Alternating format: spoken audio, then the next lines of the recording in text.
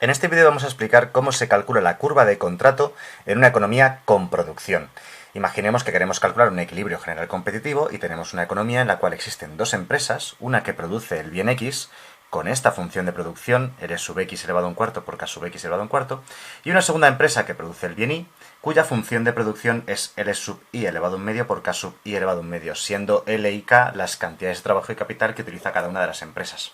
Además, nos dicen que la dotación inicial de factores productivos, es decir, de trabajo y de capital, es de 25 unidades cada uno. Eso nos indica que cuando queramos dibujar la caja de Edgeworth, va a tener una altura de 25, que representa el número total de unidades de K de la economía, y una anchura de 25, que representa la cantidad de unidades de trabajadores de la economía. La caja de Edgeworth son los ejes enfrentados de los dos agentes económicos que existen. En esta economía tenemos un agente que produce el bien X y otro agente que produce el bien Y.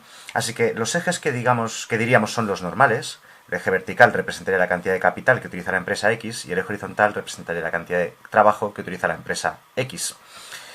Y para el bien Y, lo mismo, pero a la inversa. ¿De acuerdo? Está enfrentado boca abajo, pero sería lo mismo. El eje horizontal representaría su cantidad de trabajadores que utiliza, el sub Y, y el eje vertical para el bien Y, para la empresa Y, representaría la cantidad de capital que utiliza la empresa Y. Bien, la caja de Edgeworth es una caja en la que representamos los diferentes posibles repartos de capital de trabajo a los que van a llegar estas dos empresas. Bien, como digo, en total 25 de ancho, 25 de alto. Muchas veces yo lo simbolizo de esta manera para que quede así bonito y claro. La anchura total de la caja, que en este caso esta caja no es un rectángulo, sino claro, va a ser un cuadrado, porque las cantidades 25 y 25 son las mismas de trabajo y de capital. Y bueno, como digo, para que la gente lo vea así, claro, me gusta ponerlo de esta manera. Bien, vamos al tema. Lo que hacen las empresas es buscar su isocuanta lo más alejada posible, dada la isocuanta de la otra empresa. Imaginemos que esta es una isocuanta de la empresa X, ¿vale? Dada esta isocuanta, que representa un nivel de producción cualquiera de la empresa X, la empresa Y tratará de buscar su isocuanta lo más alejada posible del origen, porque cuanto más alejada del origen esté la isocuanta, mayor nivel de producción representa. De tal manera que encontrará una isocuanta tan alejada del origen que llegará hasta aquí, y será aquella que toca ya en un solo punto a la isocuanta de la empresa X, ¿de acuerdo? Así que para cada una de las isocuantas, porque hay infinitas isocuantas, habrá un punto de tangencia entre la mejor isocuanta de cada una de las dos empresas para la otra empresa. Si no conocéis el concepto de isocuanta, pues podéis buscar en el canal, hay más vídeos en los cuales se explican lo que son las isocuantas, las empresas, pero este vídeo se supone que es un vídeo un poquito más avanzado. El equilibrio general competitivo es algo más complejo y se supone que estos conceptos ya los dominamos, así que esto debería resultar algo, digamos, sencillo. Bien, pues si dibujásemos todos los puntos en los cuales hacen tangencia las diferentes isocuantas de X e Y, si los uniésemos, nos daría la curva de contrato de estas dos empresas, la curva de contrato de esta economía con producción. La curva de contrato puede ser una recta que une los dos extremos, o sea, los dos orígenes de coordenadas, o puede salir de por aquí y hacer así, puede ser curvo, puede hacer 1000 dibujos, puede salir de arriba, de abajo, puede ser de muchas, puede tener muchísimos aspectos, y es lo que vamos a calcular. Lo que ocurre en un punto de tangencia entre dos curvas es que las pendientes se igualan, y la pendiente de una curva isocuanta se llama relación marginal de sustitución técnica. O sea que la relación marginal de sustitución técnica de X se tiene que igualar a la de Y, porque como digo, en esos puntos de tangencia resulta que las pendientes de las curvas se igualan. Así que tenemos que calcular ese punto. ¿Cómo se calcula una RMST? Pues se calcula como productividad marginal del trabajo partido productividad marginal de capital. Le vamos a poner los subíndices X a todas estas variables para que sepamos que hablamos de la empresa X.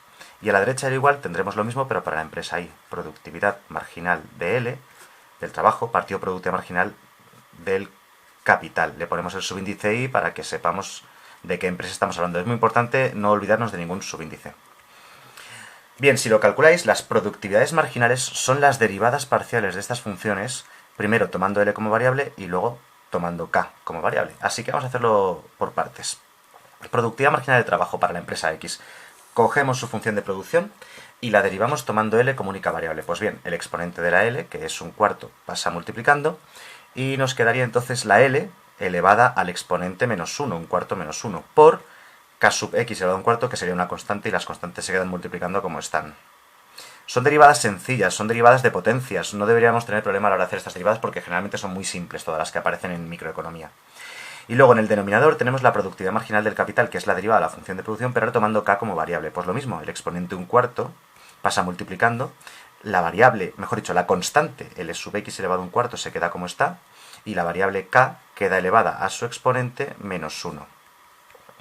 A la derecha del igual, algo similar, pero para la empresa I. La empresa I tiene esta función de producción, así que la productividad marginal de L para esa empresa sería el exponente de la L pasa multiplicando, nos queda la L elevada al exponente menos 1, es decir, a un medio menos 1, y k sub I elevado a un medio es una constante, pues se queda como está. Y en el denominador lo mismo, pero para k. El exponente de k, que es un medio, pasa multiplicando, L sub I elevado a un medio es una constante, se queda como está, y nos queda la variable k elevada a su exponente menos 1. Bien, si operamos todo esto, ¿vale? Operáis, simplificáis, por ejemplo, se pueden simplificar aquí fácilmente, se ve todos los términos que están multiplicando y dividiendo los 1/4 y los 1/2, operáis un poquito y tal, al final, para resumir un poco el vídeo, esto va a quedar k sub x partido L sub x igual a k sub I partido L sub I.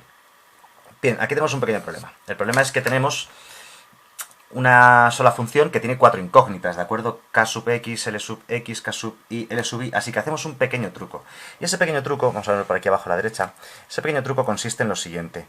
Tenemos unas dotaciones iniciales de trabajo y de capital, total 25 unidades de cada uno de ellos, como máximo se pueden usar esas cantidades. Así que el número de trabajadores que contrata la empresa X más el número de trabajadores que contrata la empresa Y tienen que ser igual como máximo a 25, ¿vale? Y lo mismo para acá. El número de unidades de capital que contrata la empresa X más el número de unidades de capital que contrata la empresa Y tiene que ser igual a 25. Pues bien, el truquito consiste en despejar de ahí L sub I y K sub I. L sub I sería igual a 25 menos L sub X. Y esto sustituirlo ahí dentro. Allí a la derecha, donde nos había quedado este L sub I. Y lo mismo con la K. K sub I quedaría 25 menos K sub X. Pues eso lo tendríamos que sustituir ahí. Bien, de tal manera que si continuamos por aquí debajo, ya estamos casi con la curva de contrato, sustituyendo, nos quedaría entonces que K sub X partido L sub X es igual a K sub I, que es 25 menos K sub X, ¿vale? Que lo hemos sustituido, 25 menos K sub X, ahí está, partido L sub I, pero L sub I es 25 menos L sub x. Entonces ahora nos queda una función que solamente tiene dos variables, que es lo normal, que una función tenga dos variables. La que queremos despejar a la izquierda del igual, por costumbre, es la k. ¿Vale? Vamos a intentar despejar k a la izquierda del igual y todo lo demás a la derecha. Se podría hacer al revés. De hecho, incluso podéis ver en algún libro de microeconomía, o algún profesor vuestro, que en lugar de poner la k en el eje vertical y la L en el horizontal, lo hacen al revés. Pero entonces, claro, todo está puesto al revés, pero el resultado es el mismo. Pues aquí lo mismo. Lo normal es despejar la k. Pero podéis ver algún profesor o algún libro que lo hace al revés y despejan la L. Da igual porque al fin y al cabo es la misma función. Eso no tiene importancia. Bien, lo que voy a hacer es multiplicar en cruz, pues yo creo que es lo mejor para intentar despejar estas k's, y si multiplicamos en cruz, k sub x quedaría multiplicado por 25, o sea, 25k sub x, y por menos L sub x por k sub x. Y a la derecha da igual, al multiplicar así en cruz, nos quedaría 25 por L sub x, o sea, 25L sub x, y menos L sub x por k sub x, o sea que se simplifican estos dos términos que están restando, al pasarlo hacia el otro lado se simplificarían, nos queda 25k sub x igual a 25L sub x, o sea que k sub x es igual a L sub x. Y esta es nuestra querida curva de contrato. Bien, por fin tenemos la curva de contrato. El proceso a veces se hace un poquito largo, es un poquito complejo. En este caso las funciones no son demasiado complicadas, pero vamos, tampoco es que vayan a ser mucho más complicadas en ningún otro caso. Como mucho, pues puede aparecer un logaritmo, que tampoco es que sea nada del otro mundo. O una raíz cuadrada. Bueno, raíz cuadrada es esto. O sea, ¿qué quiere decir? Que las funciones que aparecen en microeconomía suelen ser las funciones asequibles, ¿vale? Matemáticamente hablando, y no deberíamos preocuparnos por eso. Ahora, una cosita, para representar bien esta curva de contrato, esta es muy sencilla, porque queda k igual a L, ¿vale? Se ve que es una línea recta. Yo lo que recomiendo, toman esto es un pequeño truco para otras funciones que quizás sean un poco más liosas, lo que recomiendo hacer siempre es dar valores, o sea, es decir, hacer una pequeña tablita de valores, por ejemplo. En función de la L, ¿cuánto valdría la K? Si os dais cuenta, nos hemos olvidado del bien Y, de la empresa Y, porque si calculas para la empresa X, cada uno de estos puntos son los valores de X, pero también son los de Y. Así que estás representando ambas cosas, así que normalmente te centras en el primer agente económico que aparece, que es la X. Por ejemplo, yo lo que hago aquí es dar valores a la L que son interesantes. Por ejemplo, ¿qué ocurriría si la L valiese 0? Si L valiese 0, en esta función sustituimos y nos quedaría que K también valdría 0. Esto quiere decir que el primer punto de la curva de contrato es este de aquí, el 0,0. A veces en lugar de 0,0 te queda el 0,5. o el 5,0. O sea, es una cuestión de dar valores a la L e ir probando a ver qué sale para la X. El otro valor que suelo dar es el valor máximo posible. El valor máximo posible es 25, porque en esta economía en total como máximo hay 25 trabajadores. Si la L valiese 25, K también valdría 25. Y si vamos al cuadro, el punto 25,25 estaría aquí. Bien, y como digo, esta función es una línea recta, así que es como se puede ver aquí, ¿vale? O sea, se ve en la curva de contrato, es una línea recta, no tiene mucho misterio. Esta curva de contrato representada gráficamente sale de este punto y llega a este punto y es una línea recta. Así que, bueno, más o menos, aproximadamente, hecho así a mano, la curva de contrato vendría a tener este aspecto. Y así es como se calcula la curva de contrato para una economía con producción. Es prácticamente idéntico que una economía sin producción, solo que en lugar de hablar de consumidores, hablamos de empresas. Luego, el cálculo del óptimo de Pareto, bueno, pues es un poquito distinto porque tendríamos que calcular una cosa que se llama frontera de posibilidades de producción, pero la idea al final del óptimo de Pareto es la misma que en todos los tipos de economía, que la relación marginal de sustitución de los individuos se tiene que igualar a la relación marginal de sustitución técnica, que es la pendiente de la frontera de posibilidades de producción, y esto, a su vez, se tiene que igualar a las relaciones marginales de sustitución técnicas de las diferentes empresas, que es la condición que hemos puesto, ¿de acuerdo? O sea, digamos que al final, para un equilibrio general competitivo, equilibrio de Walras, pues todos estos conceptos tienen que igualarse. Pero olvidaos de esto, porque este vídeo iba dedicado únicamente a aprender a calcular la curva de contrato para una economía con producción.